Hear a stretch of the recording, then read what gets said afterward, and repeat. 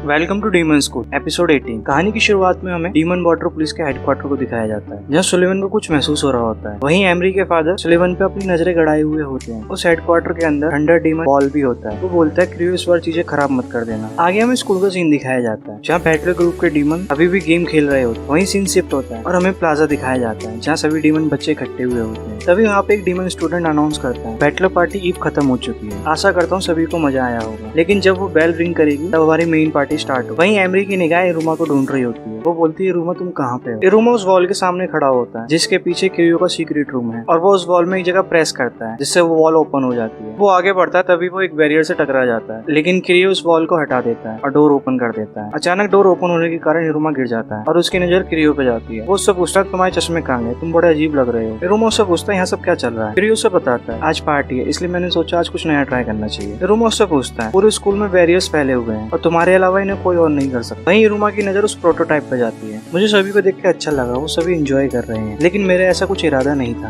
इन सभी demon teachers ने इस चीज को सरप्राइज इवेंट बना दिया, जिस चीज ने मेरे प्लान को और मजेदार बना दिया। इरुमा क्रियो से पूछता है हमारी फायरवर्क्स की बॉल भी आपने ली है। क्रियो से बताता है हाँ। प्रोटोटाइप मशीन को देख के इरुमा काफी चौंक जाता है। तभी उसकी नजर प्रोटोटाइप के ऊपर रखी हुई फायरवर्क बॉल पे पड़ती है। वो उससे पूछता है क्रियो तुम करना क्या चाहते हो। क्रियो से बड़े आराम से बता देता है मैं इसे एक्सप्लोर करने वाला हूँ, जिससे पूरा डीमन स्कूल खत्म हो जाएगा। इरुमा उसकी बातों से काफी हैरान हो जाता है और वहीं क्रियो इन सभी चीजों को काफी एंजॉय कर रहा होता है। क्रियो इरुमा को बताता है इस प्रोटोटाइप मशीन को बनाने का असली मकसद यही था। इरुमा उससे पूछता तुम ऐसा क्यों करना चाहते। क्रियो इरुमा को बताता है मेरी फैमिली आर्मी क्लैन, जो स्टील बैरियर के नाम से भी जानी जाती है, वो पूरे नेदर वर्ल्ड में काफी फेमस है और मेरी फैमिली को टॉप टायर फैमिलीज में से एक माना जाता है। लेकिन जब मैं पैदा हुआ और मेरी फैमिली वालों ने मुझे चेक किया तो वो काफी निराश हो गए। क्रियो के फ्लैशबैक में हमें दिखाया जाता है उसके फैमिली मेंबर काफी निराश होते हैं। उस फैमिली में से एक डीमन बोलता है इतने कम मैजिक पावर के साथ हमारी फैमिली में एक बच्चा पैदा हुआ है, कितनी शर्म की बात है, ये हमारी फैमिली पे शर्मिंदगी लाएगा। वो क्रियो को बड़ी गंदी निगाहों से देख रहे होते हैं, यहाँ तक कि उसकी मम्मी भी उसे धुतकार देती है और वो बाकी डीमन से बोलती है इसे बाहर निकाल दे। लिटिल क्रियो को एक डीमन स्कूल में भेज दिया जाता है, जहाँ उन बच्चों को रखा जाता है जिनके पास कम मैजिक हो। वहाँ पे क्रियो को काफी टॉर्चर करा जा रहा होता है। टीचर उसे मार मार के उससे बोल रही होती है तुम्हें कॉन्सेंट्रेट करना पड़ेगा, तुम्हें अपने मैजिक को पावरफुल बनाना पड़ेगा, अगर तुम ऐसा नहीं करते हो तो तुम हमारी फैमिली पे एक धब्बा बन के रह जाओगे। तभी वहाँ पे 3 डीमन बच्चे आ जाते हैं। वो उससे बोलते हैं तुम हाई फैमिली से आए हो, और वो उसके ऊपर हंसने लगते हैं, उसका काफी मजाक उड़ाते हैं। क्रियो बताता है उस स्कूल में किसी को भी मेरे ऊपर विश्वास नहीं था, लेकिन फिर भी वहाँ पे एक डीमन लड़की थी जो मुझसे बातें करती थी। तभी वहाँ पे हमें एक डीमन गर्ल को दिखाया जाता है जो काफी क्यूट होती है। क्रियो बताता है उसके भी ग्रेड काफी अच्छे नहीं थे, लेकिन मुझे उसके साथ काफी अच्छा लगता था, हम एक दूसरे के साथ काफी टाइम बिताते थे। क्रियो से मैजिक करके दिखाता है, वो लड़की काफी खुश हो रही होती है उसका मैजिक देख के। क्रियो से बताता है मेरा मैजिक काफी वीक है, इस वजह से मैं इस बैरियर को ज्यादा देर नहीं रोक सकता। वो लड़की बोलती है तुम्हें कॉन्सेंट्रेट करना चाहिए, तुम्हारे अंदर काफी चीजें अच्छी हैं, जैसे कि तुम्हारे हॉर्न्स। तभी वो लड़की उसे अपनी इयररिंग्स उतार के देती है। वो उसे बताती है मेरी ग्रैंड माँ ने दी है, ये एक गुड लक चार्म है, अगर तुम इसे टच करते हो तो तुम्हारे साथ भी चीजें काफी अच्छी होंगी। वो डीमन गर्ल उससे बताती है ये मुझे मेरी जान से भी ज्यादा प्यारा है। क्रियो उससे पूछता है क्या मैं इसे पक्का टच कर सकता हूँ। तभी क्रियो बताता है एक दिन सब बदल गया। हमें फिर वो तीनों डीमन दिखाए जाते हैं जो क्रियो को पहले परेशान कर रहे थे। वो इन दोनों को परेशान कर रहे होते हैं। वो लड़का उन दोनों को गुस्सा रहा होता है। वो उन दोनों से बोलता है तुम दोनों क्लास के सबसे वीक बच्चे हो। वो लड़की बोलती है हम वीक नहीं है बल्कि तुम वीक हो, क्योंकि तुम एक भी क्लास नहीं लेते हो। उसकी बात सुन के वो लड़का काफी गुस्सा हो जाता है और वो उस इयरिंग को फेंक देता है। वो इयरिंग नदी में गिरने वाला होता है, लेकिन तभी क्रियो अपने मैजिक से उसे बचा लेता है। क्रियो के मैजिक देख के वो लड़की काफी खुश हो जाती है, लेकिन क्रियो के मैजिक कमजोर होने की वजह से वो बैरियर टूट जाता है और वो जो इयरिंग है वो नदी में गिर जाता है। ये देख के वो डीमन गर्ल रोने लग जाती है। क्रियो बताता है उस डीमन गर्ल ने वो स्कूल छोड़ दिया, लेकिन मैं वहीं रहा। क्रियो इरुमा को बताता है मैं उसके रिएक्शन को आज भी नहीं भूल पाया, उसका चेहरा निराशा से भरा हुआ था। क्रियो की बात सुनकर इरुमा उसे संभालने की कोशिश करता है, लेकिन तभी क्रियो बोलता है मुझे उसका ऐसा फेस देख के काफी अच्छा लगा। तभी इरुमा रुक जाता है। क्रियो से बताता है जब भी लोग मुझे निराशा से देखते थे मुझे बड़ा अजीब सा महसूस होता था, लेकिन जब उस लड़की ने मुझे निराशा से देखा तो मुझे कुछ अच्छा सा महसूस हुआ। तब मुझे पता चला मुझे लोगों की निराशा देख के बड़ी खुशी मिलती है, मैं उससे काफी एक्साइटेड हो जाता हूँ। उस समय मुझे ऐसा लगता है मेरे दिल ने धड़कना बंद कर दिया है और उस समय मेरा नया जन्म हुआ। इरुमा क्रियो की बात सुनकर काफी हैरान हो रहा होता है। तभी क्रियो उसे दबोच लेता है और वो इरुमा से बोलता है तुम समझे दूसरों के निराश चेहरे देखना मेरा जीवन का सिर्फ यही एक मकसद, इससे मुझे काफी अच्छा महसूस होता है। तभी इरुमा सोचता है मैं भूल गया था कि मैं एक इंसान हूँ और ये एक असली का डीमन। क्रियो इरुमा से बोलता है मुझे तुम्हारे चेहरे पे निराशा देख के बहुत अच्छा लगा। क्रियो इरुमा को छोड़ देता है और वो उससे बोलता है चलो मैं तुम्हें बताता हूँ क्योंकि मैं स्कूल को क्यों तबाह करना चाहता हूँ। ये सब पुरानी बैटलर पार्टी से स्टार्ट हुआ था। ये जब की बात है जब मैं अपने बड़े भाई से मिला था मैजिक एपरेटिस बैटलर ग्रुप में। हमें दोबारा से एक फ्लैशबैक दिखाया जाता है जहाँ पे लिटिल क्रियो एक बैटलर ग्रुप के अंदर आ गया होता है। वहाँ सभी डीमंस बोलते हैं कि पागल बच्चा यहाँ क्यों घुसा चला आ रहा है। क्रियो से बताता है मैंने तुम्हारे बारे में रिव्यूज सुने थे, इस वजह से मैं यहाँ पे आया। क्रियो की बात सुनकर काफी सारे डीमन हैरान हो जाते हैं। तभी वहाँ पे एक डीमन क्रियो के ऊपर तलवार रख देता है, लेकिन क्रियो डरता नहीं है, उसकी तलवार को पकड़ लेता है। उससे पूछता है तुमने इस तलवार से कितने लोगों लोगों को आज तक मारा है, मैं जानना चाहता हूँ, मुझे उनके नाम बताओ। तभी वहाँ पे बाल आ जाता है। वो सभी से पूछते हैं पागल बच्चा यहाँ क्या कर रहा है। क्रियो से बताता है मैं अपने जैसे लोगों से यहाँ पे मिलने आया हूँ। क्रियो से समझाता है जब लोग मुझसे गुस्सा होते हैं या फिर मुझसे निराश होते हैं तो मुझे बड़ा अच्छा लगता है। बाल उससे बोलता है इसमें क्या खराबी है और ये एबनॉर्मल कहाँ से हुआ, जितने भी पुराने डीमंस थे वो सब ऐसे ही थे। तभी बाल लात मार के उस टेबल को तोड़ देता है। वो उससे बोलता है मैं तुम्हें समझ सकता हूँ तुम कैसा फील कर रहे हो। वो उससे बोलता है मेरे ग्रुप में जितने भी डीमंस हैं उन सभी के एम्बिशंस हैं और जो उनके एम्बिशंस है वही एम्बिशंस मेरे भी हैं। बाल एक ड्रिंक निकालता है। क्रियो से बोलता है अगर तुम इसे पी लोगे तो तुम भी हमारे जैसे बन जाओगे, तो मुझे फॉलो करो और मैं तुम्हें वो दूंगा जो तुम्हें चाहिए। बाल उसे बताता है हम डीमन स्कूल में रैंक सिस्टम को खत्म करने वाले हैं। क्रियो रोमा को बताते हुए काफी खुश हो रहा होता है। वो उससे बोलता है अगर हमें रैंक सिस्टम को खत्म करना है बेवलेस स्कूल को खत्म करना पड़ेगा, क्योंकि बेवलेस स्कूल रैंक का सिंबल है। इस स्कूल की तबाही के लिए मैं बहुत ज्यादा एक्साइटेड हूँ और इसमें सबसे बड़ी मदद ये फायरवर्क्स करेंगे और मेरे प्रोटोटाइप की मदद से इसका जो धमाका होगा वो एक बड़े लेवल पे होगा। और मेरी किस्मत कितनी अच्छी है जो मैं तुमसे मिला। इस खतरनाक सिचुएशन से अनजान बाहर जितने भी डीमंस होते हैं वो काफी खुश होते हैं। क्रियो रोमा को बताता है मैं चाहता हूँ कि सभी पेरेंट्स अपने बच्चों के लिए रोएं, गिड़गिड़ाएं, उन्हें बचाने की कोशिश करें, लेकिन वो उन्हें बचा नहीं पाएंगे। तुम जानते हो मैं चाहता तो मैं तुम्हें रोक सकता था, लेकिन मैंने तुम्हें क्यों नहीं रोका, मैं तुम्हें बताता हूँ मैंने ऐसा क्यों नहीं किया। मैं चाहता था तुम भी मेरे साथ इन फायरवर्क्स को जलते हुए देखो। फिर क्रियो से बोलता है मैं तुम्हें एक बॉक्स के अंदर बंद कर दूंगा जिससे तुम ये सब देख सको और मैं तुम्हारा निराशा से भरा हुआ चेहरा देखना चाहता हूँ। तुम चाहो तो तुम मुझे मार भी सकते हो जिससे मैं तुम्हारे एक्सप्रेशंस को देख पाऊँ। क्रियो की बात सुन के रूमा वहाँ खड़ा हो जाता है और वो उससे बोलता है मैंने डिसाइड कर लिया है और वो वहाँ से प्रोटोटाइप के पास जाता है। रूमा उस प्रोटोटाइप के पास कुछ बॉक्स को सेट कर रहा होता है। तभी क्रियो उससे बोलता है मैं तुम्हारा निराशा से भरा हुआ चेहरा देखना चाहता था, लेकिन तुम निराश क्यों नहीं हो, मैं पूरे स्कूल को तबाह करने वाला हूँ, तुम्हें इसका बुरा नहीं लग रहा। रूमा से बोलता है अफसोस और निराशा दोनों ही समय खराब करते हैं और इन चीजों से कुछ भी अच्छा नहीं मिलता। रूमा की बातें सुनकर क्रियो काफी हैरान हो जाता है। मेरी जिंदगी एक जहन्नुम जैसी रह चुकी है तो मुझे इन सब चीजों की आदत है। निराशा चीजों को बदल नहीं सकती, मैं अपनी खुशी खुद ढूंढता हूँ। इस पूरे समय क्रियो सोच रहा था रूमा और वो दोनों एक जैसे हैं। वो एक माइल्ड मैनर्ड और वेल गार्डेड और उसके पास भी एक एम्बिशंस था, लेकिन वो गलत था। तभी रूमा उस प्रोटोटाइप में से उस फायरवर्क बॉल को निकाल लेता है। मैं अपनी पूरी जिंदगी चीजों से भागता रहा, लेकिन जब मैं यहाँ पे आया मैंने चीजों से अपने लिए लड़ना सीखा। इसलिए अगर तुम बुरे हो मैं फिर भी यहाँ से नहीं भागूंगा, मैं तुम्हारे एम्बिशन को खत्म कर दूंगा। क्रियो वहाँ सोच रहा होता है दुनिया में ऐसा कोई भी है जो निराश ना होता हो, इसके जैसा वास्तव में कोई एग्जिस्ट ही नहीं करता और ये सोचता है कि ये मेरे एम्बिशंस को खत्म कर सकता है। वो रूमा से उस बॉल को वापस मांगता है। क्रियो उससे बोलता है अगर तुमने इसे सेंटर प्लाजा से दूर नहीं फेंका तो इन सभी के साथ साथ हम दोनों भी मरेंगे। रूमा से दोबारा बोलता है कि मैं भागूंगा नहीं और ना ही मैं निराश होऊंगा। इन सबसे अलग एक डीमन अनाउंस करता है पार्टी डे का काउंटडाउन स्टार्ट होने वाला है। रूमा क्रियो से बोल रहा होता है मैं किसी को भी हर्ट होने नहीं दूंगा, हमने फायरवर्क्स बनाए थे लोगों को दिखाने के लिए, उन सभी का हक बनता है इन्हें देखने का, ना कि उन लोगों को खत्म करने के लिए। वहाँ काउंटडाउन शुरू हो गया होता है। रूमा उस बॉल को लेके खिड़की से बाहर कूद जाता है और वो अपने रिंग के इफ्रिट मोड को एक्टिवेट कर देता है और वो लिवेरा बोल के अपना मैजिक कास्ट कर देता है। मैजिक कास्ट होते ही एक ड्रैगन आ जाता है। वो उस बॉल को पकड़ के आसमान में ले जाता है। ड्रैगन जा ही रहा होता है लेकिन वो उस बैरियर को क्रॉस नहीं कर पाता। तभी क्रियो बोलता है इसलिए मैं कहता हूँ तुम पागल हो, हमें बताया जाता है ये बैरियर इतने पावरफुल है यहाँ तक कि एक्सप्लोजन भी उन्हें नहीं तोड़ सकता। वो रूमा को बताता है इस बैरियर को केवल सुलिवन ही तोड़ सकता है। क्रियो की बात सुनकर रूमा काफी खुश हो जाता है और वो उसे एक क्रीपी स्माइल देता है और वो बोलता है ग्रैंडपा मुझे माफ करना, मैं अपना प्रॉमिस तोड़ने जा रहा हूँ। और वो अपना सबसे खतरनाक मैजिक कास्ट कर देता है जिसका नाम होता है पेंडरोला। तभी हमें दिखाया जाता है रूमा की रिंग का सबसे लास्ट मोड एक्टिवेट हो गया होता है जिससे रूमा की बैक पर पंख आ जाते हैं और एक डेंजरस मैजिक कास्ट हो जाता है। उस ड्रैगन की पावर इतनी ज्यादा हो जाती है वो बैरियर को बड़े आसानी से तोड़ देता है। वहीं दूसरी तरफ सभी बच्चे काउंट डाउन कर रहे होते हैं। उस मैजिक को कास्ट करने की वजह से रूमा का सारा मैजिक खत्म हो गया होता है जिससे वो काफी थक जाता है और वो नीचे गिरने लगता है। हमें दिखाया जाता है काउंटडाउन भी खत्म होने को आता है और क्रियो वहाँ पे काफी उदास होता है। तभी सभी बच्चों का ध्यान आसमान की तरफ जाता है जहाँ एक ड्रैगन आसमान की तरफ बढ़ रहा होता है। जैसे ही काउंटडाउन खत्म होता है वो फायरवर्क बॉल फट जाता है। उस फायरवर्क को देख के सभी बच्चे काफी खुश हो जाते हैं, यहाँ तक कि एस्मोडियस और क्लेरा भी काफी खुश हो रहे होते हैं। उस फायरवर्क को देख के सभी डीमंस काफी हैरान होते हैं और वो उसे एंजॉय भी कर रहे होते हैं। आगे हमें एमरी को दिखाया जाता है, वो काफी खुश हो रही होती है। वो बोलती है आखिरकार मैंने इन्हें देख ही लिया। आगे हमें दिखाया जाता है क्रियो ने रूमा को बचा लिया होता है। वो काफी गुस्सा हो रहा था, उसे बहुत ज्यादा परेशानी महसूस हो रही होती है। वो रूमा से बोलता है मैं अपने मकसद के कितना पास था, लेकिन अब सब लोग काफी स्माइल कर रहे हैं, ये लोग निराश क्यों नहीं है, मुझे अच्छा नहीं लग रहा है। लेकिन उसकी बातों का रूमा पे कोई असर नहीं हो रहा होता है। मैजिक को इतने हाई लेवल पे यूज करने की वजह से रूमा थक जाता है जिस वजह से वो सो जाता है। तो दोस्तों यहीं पे एपिसोड खत्म हो जाता है। अगर आप सभी को हमारी वीडियोस अच्छी लग रही है तो इन्हें लाइक करें और हमारे चैनल को सब्सक्राइब करना बिल्कुल ना भूलें।